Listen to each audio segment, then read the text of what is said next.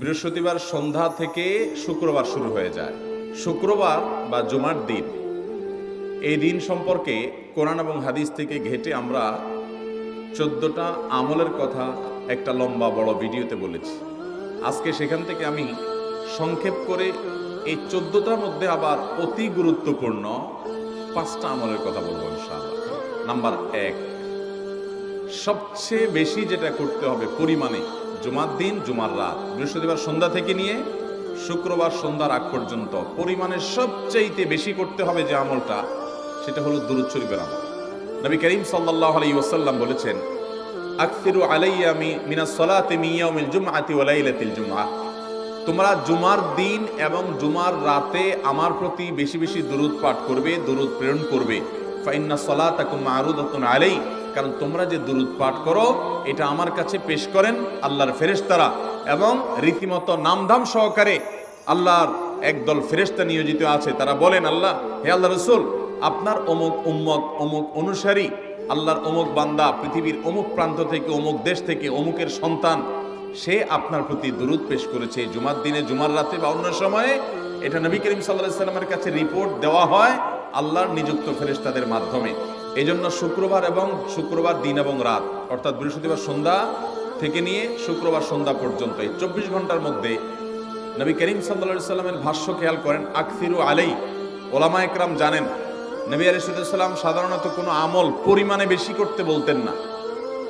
পরিমাণে বেশি করতে বলার মতো আমল খুব কম ইসলামে। গোটা কোরআন যদি খোলেন আপনি, পরিমাণে অধিক করতে বলা হয়েছে এরকম আমল খুব বেশি পাবেন না। তোমরা বেশি বেশি করে নামাজ পড়ো, বেশি বেশি করে রোজা রাখো, এরকম কথা কোরআন হাদিসে নাই। অবশ্যই একজন ইমানদার 5 ওয়াক্ত ফরজ নামাজের পাশাপাশি অধিক পরিমাণে নফল নামাজও পড়বেন, সেটা ভিন্ন কথা। কিন্তু কোরআনে বেশি পরিমাণে আল্লাহর জিকির করার কথা বলা হয়েছে। আর নবী করিম সাল্লাল্লাহু আলাইহি ওয়াসাল্লাম বৃহস্পতিবার সন্ধ্যা শুরু হলে শুক্রবার সন্ধ্যার আগ পর্যন্ত বেশি পরিমাণে করতে বলেছেন যে কাজটা, সেটা হলো দুরূদ শরীফের আমল। দুরূদের এই আমলটা, এটা করার জন্য আল্লাহ তাআলা এমন সহজ করে দিয়েছেন যে ওযুর প্রয়োজন নাই। আপনার ওযু নাই, তারপর আপনি দুরূদ পাঠ করতে পারবেন। এবং আপনি এই বড় দুরূদ পড়ার মতো সময় নাই, তো আপনি একেবারে সবচেয়ে সংক্ষিপ্ত দুরূদ পড়েন সাল্লাল্লাহু আলাইহি ওয়াসাল্লাম, তাতেও দুরূদ পাঠের সওয়াব পাবেন। আমলটা করবো তো ইনশাআল্লাহ। নাম্বার 1। নাম্বার 2, জুমার দিন উপলক্ষে অন্য যে কোনো দিনের চাইতে জুমার দিন অর্থাৎ শুক্রবারের ফজর নামাজ পুরুষরা মসজিদে জামাতের সাথে পড়বেন। জামাতের সাথে পড়ার নিয়ত করবেন পাক্কা, কারণ অন্য যে কোনো দিনের ফজর নামাজ না, শুধুমাত্র যত নামাজ আছে, নবী করিম সাল্লাল্লাহু আলাইহি ওয়াসাল্লাম বলেছেন, আফদালুস সালাওয়াতে ইনদাল্লাহ, আল্লাহর কাছে দুনিয়ার সব নামাজের মধ্যে 5 ওয়াক্ত সাধারণ নামাজগুলোর মধ্যে সবচাইতে উত্তম নামাজ হলো সলাতুল ফজরে মাআল জামাআতে ইয়াউমাল জুমআহ, জুমার দিন ফজরের নামাজ জামাতের সাথে আদায় করা হলো যত নামাজ আছে এর মধ্যে সবচেয়ে শ্রেষ্ঠ নামাজ।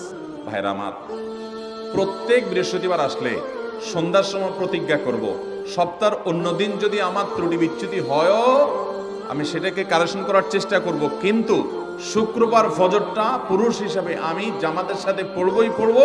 তার জন্য রাতে আগে আগে শোবো, ডাবল ট্রিপল অ্যালার্ম দিয়ে শোবো, অন্য নামাজি বন্ধুকে বলবো ফোন দিয়ে ডেকে দিবি, একে অন্যের সহযোগিতা করব, কিন্তু ফজরের নামাজ জুমার দিন ছাড়বো না ইনশাআল্লাহ। 3 নম্বর আমল হলো সূরা কাহাফ পড়বো।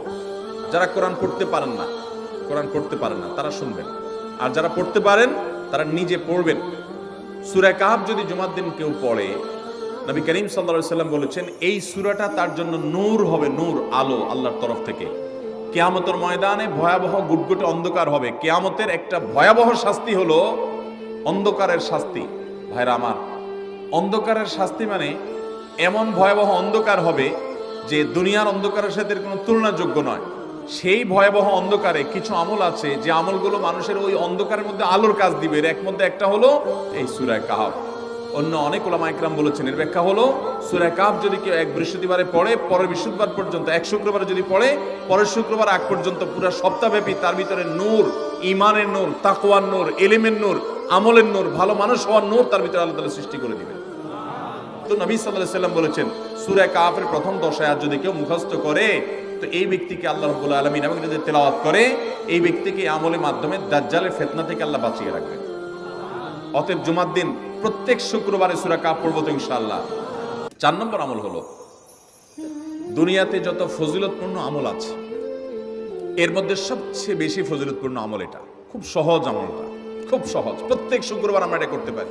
জুমার দিন আগে ঘুম থেকে উঠে উত্তম রূপে গোসল করে মসজিদে আগে আগে গিয়ে পায়ে হেঁটে গিয়ে সামনে ইমাম সাহেবের কাছাকাছি গিয়ে বসা, অনর্থক কথা কাজ না করা, তেলাওয়াত জিকির আজকারের মশগুল থেকে নামাজটা পড়ে বের হয়ে আসা, এই কাজ, এই কয়েকটা কাজ যদি করে তাহলে কাজ কয়টা হলো? আগে আগে ঘুম থেকে উঠা, ওই যে ফজর নামাজ জামাতের সাথে পড়া ইত্যাদি, গোসল করা উত্তম রূপে, আর পায়ে হেঁটে মসজিদে যাওয়া, বাহনে না চড়া। 4 নম্বর হলো ইমামের কাছাকাছি গিয়ে বসা, কোনো অনর্থক কাজ না করা। এই 4টা কাজ যদি কেউ জুমার দিনে করে, নবী করিম সাল্লাল্লাহু আলাইহি সাল্লাম বলেছেন ওই ব্যক্তি বাসা থেকে মসজিদ পর্যন্ত যে আসলো, যতগুলো পা ফেলবে, যতগুলো স্টেপ ফেলবে, যতগুলো কদম দিবে, প্রতিটা কদমের বিনিময়ে আল্লাহ রাব্বুল আলামিন তার অ্যাকাউন্টে, তার আমল নামাতে 1 বছর রাত জেগে, সারা রাত জেগে তাহাজ্জুদ নামাজ পড়লে এবং 1 বছর সারা দিন, প্রত্যেকটা দিন পুরা বছর জুড়ে নফল রোজা রাখলে যে পরিমাণ সওয়াব পাইতো, 1 বছর নফল রোজা, 1 বছর রাত ভর জেগে তাহাজ্জুদের নামাজ পড়ার সওয়াব মাত্র একটা কদম ফেলার বিনিময়ে দিবেন। চেষ্টা করবো না ইনশাআল্লাহ?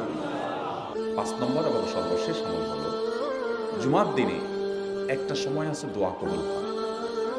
দোয়া কবুলের যে সময়গুলো আছে এর ভিতরে অত্যন্ত ইম্পর্টেন্ট একটা সময় হলো জুমার দিন।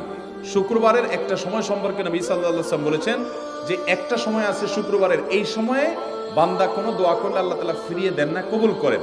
কিন্তু সময়টা যে ঠিক কখন, এটা হাদিসে নবী সাল্লাল্লাহু আলাইহি ওয়াসাল্লাম বলেন না, যাতে করে হয়তো আমরা সারা দিনেরই কম বেশি দোয়ার চেষ্টা করি। এই বিষয়ে মুহাদ্দিসগণ, হাদিস বিশ্লেষকগণ, পণ্ডিত ওলামা একরামগণ হাদিসের বিভিন্ন আকার ইঙ্গিতকে গবেষণা করে, অ্যানালাইসিস করে এক একজন এক এক সময়ের কথা বলেছেন। তবে বেশিরভাগ ইমাম, বেশিরভাগ পণ্ডিত ওলামা একরাম, বেশিরভাগ আপনার ইসলামিক স্কলারগণের বক্তব্য হলো যে এই সময়টা হলো জুমার দিনের শেষ প্রহর, আসরের পর থেকে নিয়ে সূর্য ওঠার আগ পর্যন্ত। এই সময়টা আমাদের আল্লাহর দিকে মনোনিবেশ করতে হবে দোয়ার জন্য বেশি বেশি। তাহলে শুক্রবারে 5 নম্বর আমল হলো বেশি বেশি কি করবো? ইনশাআল্লাহ দোয়া, বেশি বেশি দোয়া করবেন, উঠতে বসতে চলতে ফিরতে। বিশেষভাবে সূর্য ডুবার আগের যে সময়টা শুক্রবার, অর্থাৎ দিনের শেষ সময়টা, বিশেষভাবে আল্লাহ তাআলার কাছে দোয়া করব। ঠিক আছে তো ইনশাআল্লাহ? কয়টা আমল বললাম? আমল করবো তো ইনশাআল্লাহ? মনে থাকবো তো ইনশাআল্লাহ? আমরা প্রয়োজনে বাসায় গিয়ে একটা কাগজে নোট করে ফেলবো, লিখে ফেলবো, লিখে এরপরে ওয়ালে টাঙ্গাই দিবেন বাসায় যে জুমার দিন এই 5 কাজ আমি ছাড়বো না। আপনি যদি মনেও না থাকে, আপনার যদি ভুলেও যান, আপনি এই কাগজ আপনাকে মনে করাবে ইনশাআল্লাহ। বাসায় ফ্যামিলির লোকদের সাথে শেয়ার করবেন। জুমার দিন হুজুর বলেছেন, আমি একটু আমার মন থেকে বলিনি, এগুলো সব কোরআন হাদিসের কথা বলেছি আপনাদেরকে। কোরআন হাদিসের আলোকে 5টা আমলের কথা বলেছেন, বিশেষভাবে জুমার দিন আমি 5টা আমল করবই করব।